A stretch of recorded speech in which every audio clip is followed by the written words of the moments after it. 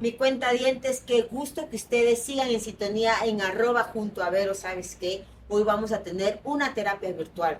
¿Por qué? Porque es necesario que hablemos de diferentes temas porque nuestra mente, nuestras emociones se enferman. Y hoy vamos a hablar sobre el tema del suicidio. ¿Y saben con quién me he encontrado? Ella es la doctora Luz Marina Sáenz. Ella es psicóloga clínica de profesión, es cofundadora de Lupsi Medical Group en la ciudad de Ambato, también es conferencista nacional e internacional. Se preparó en el tema de trastornos del neurodesarrollo en la Universidad de Israel. Qué gusto, doctora Luz, que estés con nosotros. Buenas, ¿cómo están todos ustedes? Para mí es un agrado poder estar acá y poder compartir un tema tan importante de la salud mental como es el suicidio. Muchas gracias por la invitación. ¿Sabes qué, doctora? El poder comprender que hay un índice tan alto. Nosotros tuvimos el honor de poder aquí producir justamente en la provincia de Tungurahua una de las historias que hicimos una serie cinematográfica y se llamaba El Puente. ¿Por qué comprendimos que acá en este territorio hay un alto índice? O sea, estamos hablando de jóvenes que cada minuto se quitan la vida. Entonces, para mí poder conectarme con personas expertas en este tema, ¿saben? Yo quiero ahora que todos nosotros pongamos atención porque vamos a hacer una terapia virtual, porque hablar de este tema ya no puede ser un tabú. Y a veces no nos damos cuenta que hay personas que nos están diciendo constantemente, ¿sabes qué? Con indicaciones, pero no nos damos cuenta que esta persona está tal vez atravesando por una depresión, una ansiedad, que lo que quiere es quitarse la vida. Así que yo quiero empezar entendiendo un poquito cuál es tu trasfondo, por qué tú llevaste a cabo esta carrera, qué es lo que más te gusta de la psicología. Muchas gracias. En realidad esta carrera nace como una pasión y es un tema un poco delicado para mí, ya que mi mejor amiga, cuando yo tuve la oportunidad de salir a estudiar a Bogotá, ella en cambio no, y cuando yo regresé a terminar segundo semestre de vacaciones, me llamó para su casa y yo iba a un almuerzo, tenía que llegar yo tipo mediodía, pero mi mamá insistió en que esté a eso de las 10 de la mañana, pero yo llegué a 10:30 y cuando yo llegué mi amiga se había suicidado. Ese es el trasfondo, porque la doctora Luz es tan apasionada con este tema y hemos trabajado alrededor, dentro y fuera del país, haciendo diferentes charlas preventivas y conferencias y talleres también para evitar que esta historia se repita. Así que yo llegué, vi el cuadro ahí, realmente lo que le asusta a usted cuando llega y encuentra que la persona ya no está, no es ni siquiera el que la persona esté muerta como tal, sino es qué hubiera podido hacer yo para evitar esta situación. Su madre en el día del entierro me dijo, usted está estudiando esta carrera y espero que cuando usted se gradúe pueda ayudar a muchas personas, ya que mi hija nunca dio señales, pero algún día usted va a entender qué fue lo que pasó. Y ese ha sido desde mis 17, 18 años el trabajar arduamente tanto en Colombia como acá en Ecuador por este tema tan delicado. Es una jornada de experiencias y a veces nosotros no comprendemos que esas señales, esas indicaciones, vamos a poner en este ejemplo que tú lo traes, creo que es muy importante recalcarlo, porque era una amiga, era alguien que tú conocías, era alguien que tal vez tenía la confianza de poderte decir. Entonces, ¿qué tú crees que pasó y cómo tú no te diste cuenta? Claro, bueno, desde que estábamos en el colegio, yo puedo ahora como profesional analizar ciertos factores. Uno de ellos que para mí es crucial ahora como terapeuta es que ella nunca recibió una evaluación psicológica como tal. Entonces, las personas que tienen diferentes tipos de personalidades actúan de una determinada forma, como no actúan el resto de personas comunes y corrientes. ¿Sabían ustedes o sabía usted que de pronto si yo tengo una personalidad ansioso-depresiva o una personalidad apego hacia algo o alguien, puedo tener una tendencia más alta de suicidio? En ese aspecto tú me estás diciendo que se convierte en una codependencia, de una relación, y puede ser de una pareja, puede ser de un hijo. Esto tiende esta persona e influye. Ajá. Digamos que ahí nosotros hacemos los análisis en lo que es la personalidad Y aquí vemos una personalidad bastante interesante que es la personalidad límite, que es la enemiga número uno de psicólogos y psiquiatras. Explícame de qué se Porque trata la eso. personalidad límite es cuando los seres humanos se encierran en su propio dolor. Una semana están bien, otra semana están mal, se llama límite, ¿no? Límite, borderline, estoy al borde y no sé cómo reaccionar frente a determinadas situaciones. Entonces, el problema como tal no es el problema, sino el cómo reacciono frente a ese problema. Y esto está antecedido por factores como cuáles: mi infancia, mi personalidad, el ambiente y por supuesto las redes de apoyo que yo pueda. En este aspecto, casi la mayoría de personas venimos de un trasfondo de una familia disfuncional. Es un milagro ya encontrar familias ideales donde papá y mamá están ahí, maravilloso. Eso lo vemos en Hollywood, Es en una las utopía. novelas. Eso no es la realidad. La realidad es que la mayoría de personas venimos de familias donde no estuvo papá, donde no fuimos valorados, donde la mamá fue esta matriarcal que se imponía, que no tenías tu voz ni voto. Entonces, si ya venimos y podemos comprender en este caso del ejemplo de tu amiga, ¿tú crees que esos factores le pueden llevar a una persona a tal nivel de quererse quitar la vida? Sí, sí. O sea, hay muchos factores externos que hacen de nosotros al final lo que nosotros somos alrededor de los 18, 20 años, que es lo que terminamos diciendo que es nuestra personalidad. Cabe recalcar que nosotros nacemos con un temperamento, pero el ambiente, eso más la suma del temperamento y lo que nos enseñan, se convierten en personalidad. Entonces, aquí hay 5 heridas importantes en la infancia y estas heridas son las que hay que empezar a tratar y se dan viendo todos los parámetros que su merced acabó de mencionar. Entonces, ¿cuáles son esas 5? dentro de estas heridas nosotros tenemos la herida del abandono, por ejemplo, que es una cuando papá se fue de la casa o cuando mamá salió a trabajar. Tenemos otra herida que es muy común que llega a consulta, que es la herida de la humillación. Entonces, cuando el niño mayor se equivocó y entonces le corrigen solamente a él, pero el pequeño no, o se equivocó el pequeño y el mayor no, pero al mayor es al que se le cae, se le humilla frente a sus compañeros, frente a sus amigas y obviamente frente al entorno familiar. Entonces, tenemos estas heridas que sí generan en ellos este problema. Y un factor importantísimo que sí quisiera que lo tomemos en cuenta y es parte de un proyecto que hacemos como proyecto de vida, es el abuso sexual infantil. O sea, el abuso, he comprobado a lo largo de 15 años de consulta aquí en este país, que el abuso sexual hace que las personas tiendan a suicidarse porque nunca logran sanar esa herida. Entonces, la mayoría de casos que yo tengo, que sus madres llegan y dicen, mi hijo se suicidó, dejó una carta, que no sé qué, vemos entre línea qué pasó en esa carta, qué pasó anteriormente, abuso sexual. Descubrimos abusos, descubrimos maltrato, descubrimos violencia. Entonces, todas estas heridas hacen que la persona vaya acumulando y genere un trastorno de personalidad.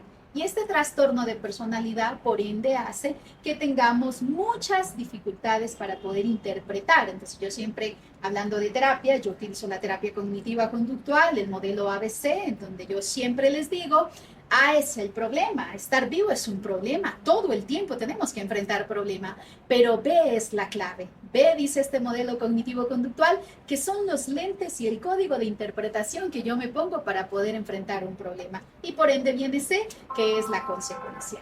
Ahí me trajiste algo maravilloso porque lo viví como experiencia propia. Para yo poder perdonar una de esas heridas que dejó mi infancia, tuve que ponerme en el lente, en la posición de esa persona que me hizo daño. Y cuando me puse, le pude perdonar, porque ya no lo vi desde la herida, sino desde esa situación que estaba viviendo esa persona que me hirió. Porque nadie te da nada de lo que no tiene.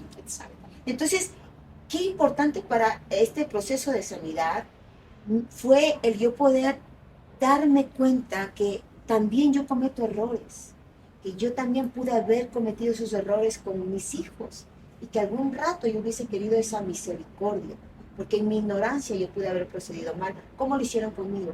Entonces, dentro de este proceso de poder interpretar en otros lentes, ¿cómo entonces en este caso, porque pasa mucho lo que es la violencia interfamiliar, si este joven que nos está viendo o este adulto ya pasó por esa situación de violación física, emocional, mental, ¿cómo podemos empezar a procesar esa terapia? Sí, lo primero y lo más importante es que la persona reconozca que no es su culpa, ¿sí? El ejemplo que usted acabó de dar es un ejemplo práctico de la terapia en donde yo le digo a las niñas, por ejemplo, cuando tienen que su padre es el agresor sexual y de pronto la ley no nos ampara, porque a veces me iba a las casas de primera acogida, de hecho trabajé con el Estado 5 años y fue una época muy difícil porque me encontraba así maniatada, porque a veces los recursos no son suficientes y no hay la ley que nos pueda amparar en algunos casos y los casos quedan impunes y la gente prefiere no denunciar. Entonces, en este caso, lo que siempre le digo es, mira que ese papá, que esa mamá está herido, es un niño herido. Y como está herido, no habla desde el adulto, sino desde el niño herido que quiere defender al niño. Por lo tanto, sigue haciendo daño. Así que lo primero que tienes que hacer es generarte como que una barrera. No es mi culpa. Lo que le pase a la otra persona y lo que haga conmigo no tiene nada que ver conmigo, sino con sus propias heridas y sus dolores y sus traumas que tiene que resolver esa persona. Pues cuando iniciamos una terapia, si el adolescente, porque hay que diferenciar, si el adolescente está en casa y el agresor está ahí, es mucho más complicado. Muchos de los casos que tenemos de suicidio es porque no pudimos aislar o, no se, o la persona no habló o no se hizo. Nosotros llamamos el tren de vía, ¿no? O el gancho de vida. No se pudo enganchar lo suficiente a estas personas para que ellas puedan reconocer que no es su culpa. Si fuimos abusados sexual, física o violentados de una u otra manera, no es mi culpa. Número 2, no es mi responsabilidad porque había un adulto que tenía que cuidarme. Número 3, soy una víctima. ¿Qué tan importante es hacerle ver a la persona que no eres el victimario? Porque la culpa trae dolor. Entonces, hay gente que llega y literal, se me corta todo esto, así, ¡zas!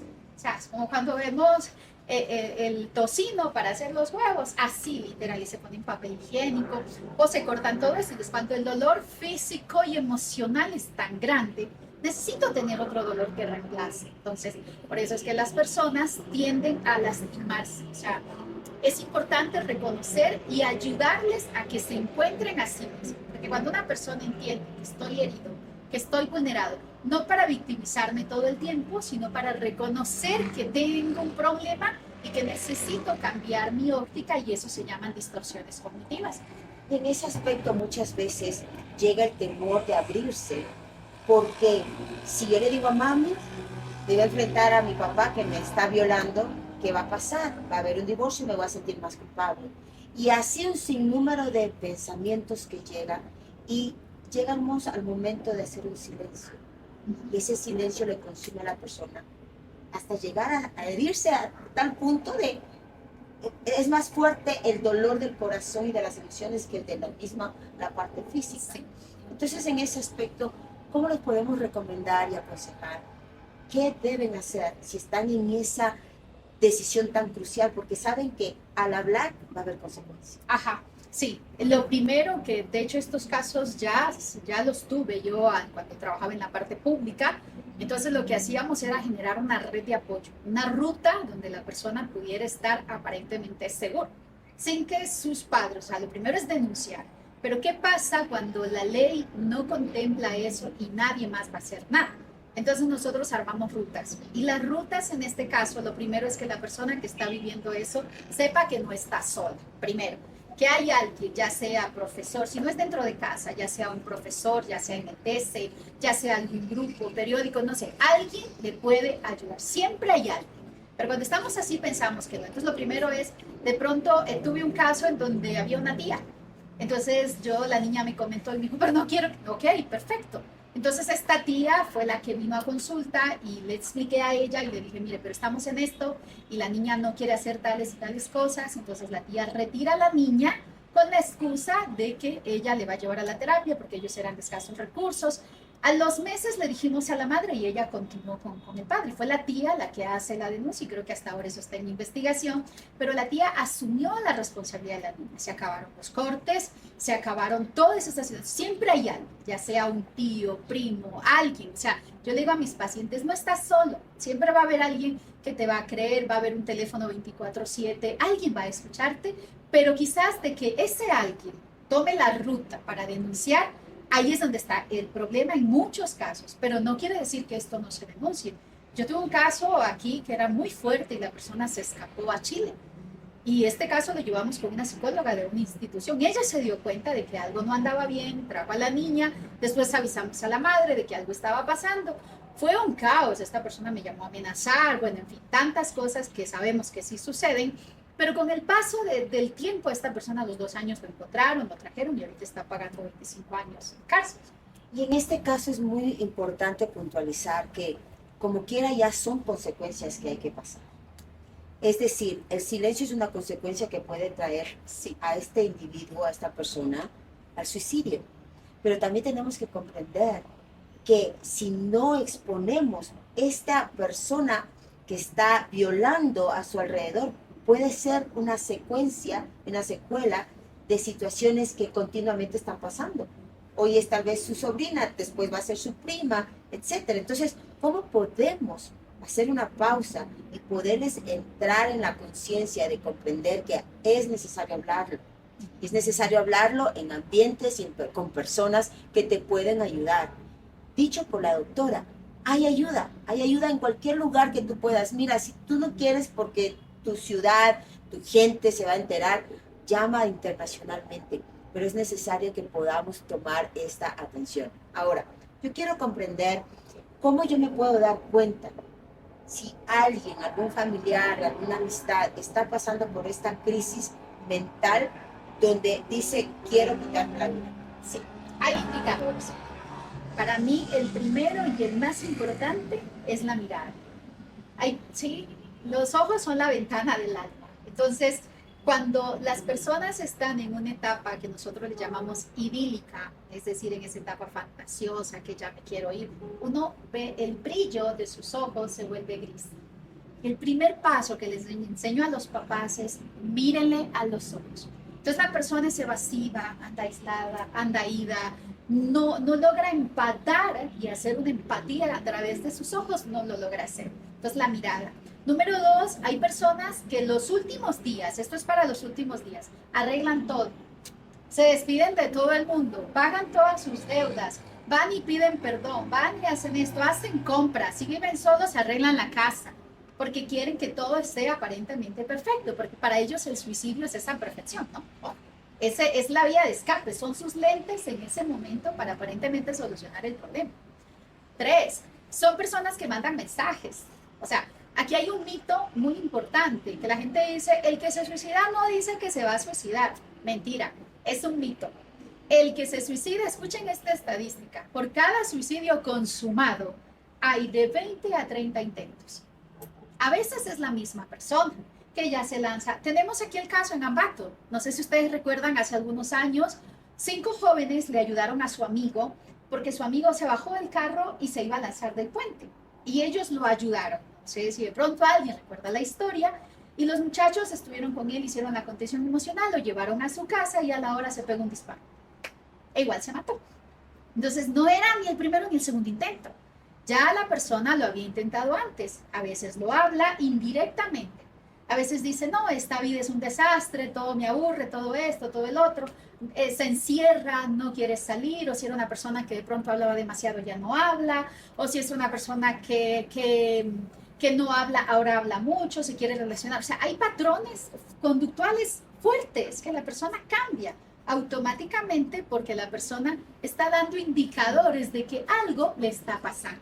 Pero nosotros somos ciegos ante eso, por eso es bueno buscar. Hay páginas en donde hablamos de ciertos indicadores que pueden ayudarle al familiar a darse cuenta que la persona tiene una planeación, organización y por ende una ejecución de lo que va a hacer. Wow. Entonces, si esta persona ya me está indicando con sus palabras, veo lo gris de su mirada, ¿cómo yo puedo ayudarle para que tal vez busque ayuda o yo mismo? Porque me imagino que la negación de buscar ayuda está ahí. O sea, yo no necesito ayuda porque al final ni siquiera te comentan, no te hablan. Entonces, ¿cómo yo puedo entrar a poder prevenir un caso así?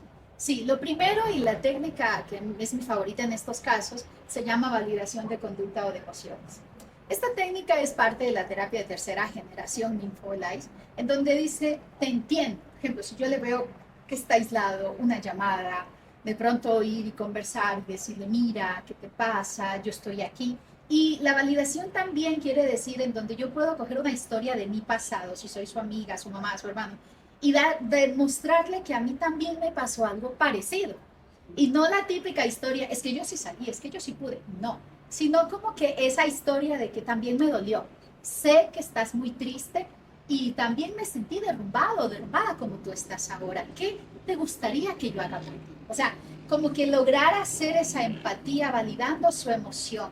Se murió mi mamá, porque aquí tenemos un problema. Recordemos que el suicidio nace de la tristeza profunda, ¿no? No es que nace de por sí, la depresión no es que aparece, no mentira, eso es una vez mentira. La depresión nos puede dar a cualquiera cuando no hemos curado nuestros duelos y no hemos elaborado bien nuestras tristezas. Entonces se murió mi mamá, era mi único apoyo, mi sustento, mi vida, y de pronto no tengo quien más me ayude. Y yo voy donde mis tíos me dicen, sí, pero ya se murió, ya está. Ahora concéntrese en la parte de difusión, no sé qué. No damos tiempo para que la persona elabore su duelo. Entonces es importante también ayudarle a gestionar sus emociones. Hay una técnica que se puede utilizar lindo que se llama la intervención en crisis. O sea, yo debo intervenir en ese momento, no a sentirme como el salvador, tampoco como el juzgador. Perdí un hijo, digamos que en el caso de mi amiga, la carta que ella había dejado, ese día su novio se casaba con otra muchacha en la catedral de esa ciudad, entonces estaba embarazada de 3 meses. Entonces, wow, yo ni por enterada, y su mamá me dice, sí, ella sí me decía, yo quiero hablar con mi amiga, yo quiero esto, pero yo estaba estudiando a 30 horas, en esa época no había celulares como tenemos ahora, ¿no? Entonces hubieron muchos factores que básicamente la gente, sí ves, por eso estuviste con él, y todos empezamos a juzgar. Lejos de hacer eso, deberíamos empezar a empatizar. Entonces yo como amiga o como persona cercana puedo hacer mucho. Lo primero y lo más importante es validar sus emociones. Está bien sentirte mal, está bien estar triste, está bien que te duela. Si a mí, yo le digo al paciente, es que a usted no le pasa nada, doctora. Venga, espérate, si a mí me pasara, yo estaría igual que tú, en serio. Si entonces paciente que te ve acá arriba, dice, ay, a ti también te duele. O sea, sí, somos de carne y hueso y eso le va a ayudar a la persona a entender que sí puede gestionar sus emociones. Y ahí es tan importante reconocer que nosotros no solamente venimos con una teoría, sino con vivencias. Y tanto la psicóloga, la persona que tal vez nunca estudió, como quiera nosotros somos tan vulnerables que tenemos sufrimientos tal vez no tan grandes como otros, pero esto es cuestión de poder concientizar que todo mundo vamos a tener problemas en esta tierra, vamos a tener aflicción, esa es la realidad que todos lo vamos a pasar, pero ¿cómo enfrentamos? ¿Y sabes qué? No hay cosa mejor que no enfrentarnos solo. Yo creo que ahí es algo donde a mí me gustaría que vayamos cerrando. Me encantaría seguir. Aquí yo me sentaría a escucharte porque es algo donde nosotros aprendemos a concientizar que sí somos valerosos para otros, pero también cuando nosotros necesitemos, ¿qué podemos hacer? Entonces, yo quiero que cerremos con el último consejo que les pueda dar a esas personas que tal vez están en ese momento decisivo entre la vida y la muerte. Una palabra que la quiero patentar algún rato es no te mates, matemos juntos el dolor. Realmente, si a ti te duele algo tanto y has pensado que el suicidio es la solución, quiero que pienses que no podemos dejar herederos. ¿Quiénes serían tus herederos si tú tomas esta fatal decisión? Y al final, después de tu muerte, nada de lo que ha estado pasando hasta ahora va a cambiar, excepto que aumentaría el dolor de tus padres. Cuando nos suicidamos, el dolor que estaba dentro de nuestro cerebro, en nuestra amígdala cerebral, viaja y sale de ahí porque no habita en seres inertes, sino en seres con vida. Y se va y se mete a la amígdala cerebral de tu papá, de tu mamá, de tus hermanos, de las personas que realmente te aman, pero que no saben cómo decirte que te aman. Así que si tú estás pasando por esto, déjame decirte, no te mates, matemos juntos el dolor, que es lo que realmente tenemos que matar. Wow, así no podíamos terminar mejor con este consejo virtual donde el suicidio no es una opción. Te queremos, tú eres especial y especial para muchas personas. Sé el héroe de tu propia historia. ¿Sabes? Esto es una página que debes pasar. Mañana va a venir la fe, la esperanza y tú vas a salir victorioso de esta situación. Te abrazamos y seguimos con más. No te retires.